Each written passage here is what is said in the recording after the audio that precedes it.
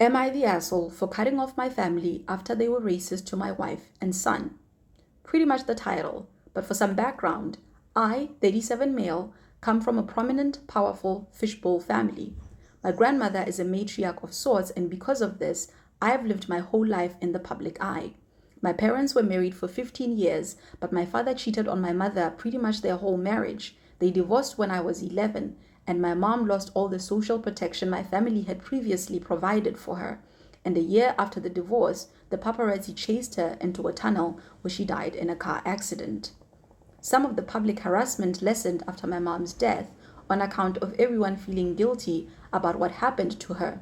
Not long after that, however, my father's mistress, whom he was now publicly dating, started working with the local press to publish some pretty unpleasant stuff about me. In one of the more extreme cases, they fabricated a story about me being a drug addict when I was 15 years old. No judgment to anyone battling addiction, but that simply wasn't true with me. That's when I realized that everything they had done to my mother, they were now doing to me. My dad knew about all of this, and he allowed it because my scandals painted him as a beleaguered single dad struggling to raise a troubled, drug-addled teenager, as opposed to the cruel philanderer who drove my mother to her death. In another instance, I wore a German mustache man uniform at a costume party, and the picture was splattered across the headlines. I'm ashamed of what I did and make no excuse for it. But what the papers didn't print was that my brother and a friend had helped me choose the outfit. In fact, no one at the party had seen anything wrong with my costume, and it wasn't until the headlines labeled me German Mustache Man OP that any of them realized something anti-Semitic had happened at all. This tabloid intrusion into my life got so bad that even after I joined the military and got deployed to an active war zone, these people leaked my location multiple times, endangering not just me, but everyone else in my unit. No, they didn't care, because I know you'll ask. My military campaign sold a lot of papers and brought heaps of positive attention to my family, and so I was encouraged into giving a few candid interviews with the same people who had been lying about me for years, the very same people who kept putting my life in danger by leaking my location. And because I know you'll ask, I hated every minute of it. I've hated the press since I was a child, and they stalked and harassed my mother to her death. As if that wasn't enough, every time I met a girl I liked, they stalked her until she couldn't take it anymore and eventually broke up with me. Eventually, inevitably, the press harasses and exploits the women in my life into leaving or dying. They started doing the same to my now wife, 39 female, from the moment they found out we were dating. She's biracial, with a black mom and white dad, and as a result, their harassment of her assumed a colonial undertone that had been missing from all my previous girlfriends.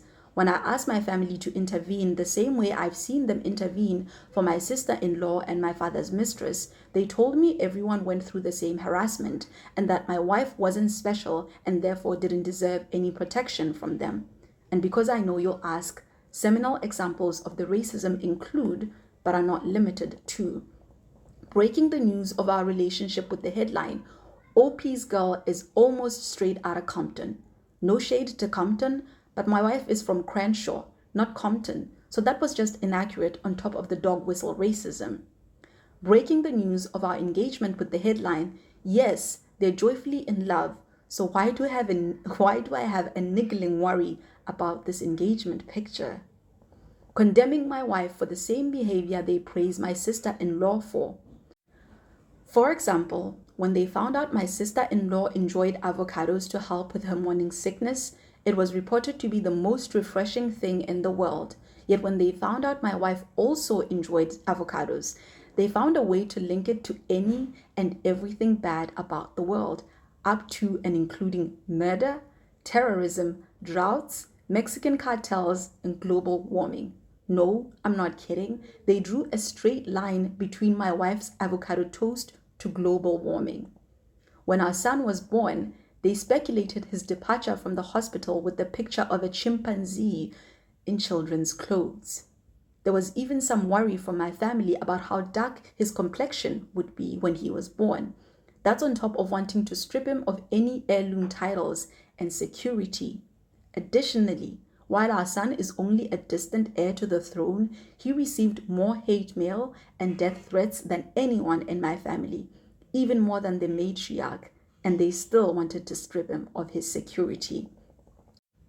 Things eventually got so bad that my wife almost unalived herself. And because I know you'll ask, yes, my family was aware of all of this. My wife wanted to see a mental health professional to go somewhere and heal. But my family said no because it would look bad for them if people found out that she was in a mental health facility. That's when I knew I had to get her out of there. I love my family, but I wasn't going to sacrifice my wife for them. I grew up without a mother and vowed to do everything possible to save my children from that pain. When I said forsake all others in my vows, I meant it. So my wife and I went no contact with everyone except my grandparents, escaped the fishbowl, and built a new life in her home country. My family's reputation took a hit after we left. I bet it did. And as a result, the tabloid attacks against my wife got even worse. Their propaganda relies on their portrayal of her as some bullying, controlling diva who doesn't know her place and needs to be humbled. They keep telling everyone she's a banshee succubus who seduced and hypnotized me into some bewitched, befuddled state where I don't know what I'm doing or saying when I say that racism is more than hurling the N-word at someone. I, who once wore a German mustache man uniform to a costume party and saw nothing wrong with any of it. They think I'm overreacting about the bias embedded in their beloved so-called family. My wife and I eventually got tired of the smear campaign, especially since it got worse after we left. So we set for an interview to explain why we left. We thought it would help explain what had actually happened. And oh, how naive we were. The attacks got even worse after the interview. My wife now stands accused of various more crimes against humanity, up to and including bullying my sister-in-law to the point of tears, even though my wife was the one who was bullied and made to cry by my sister-in-law.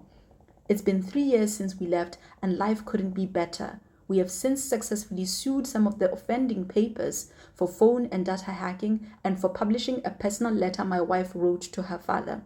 Although everyone knows all of this, I'm still getting messages from so-called concerned friends, family, and neighbors telling me I'm an asshole for tearing my family apart by prioritizing my wife. They say I should apologize and come back to keep the peace. The whole thing is so bizarre. I'm starting to think I'm in some bizarro twilight zone with warped logic. So Reddit, am I the asshole for cutting off my family after they were racist and abusive to my wife and son?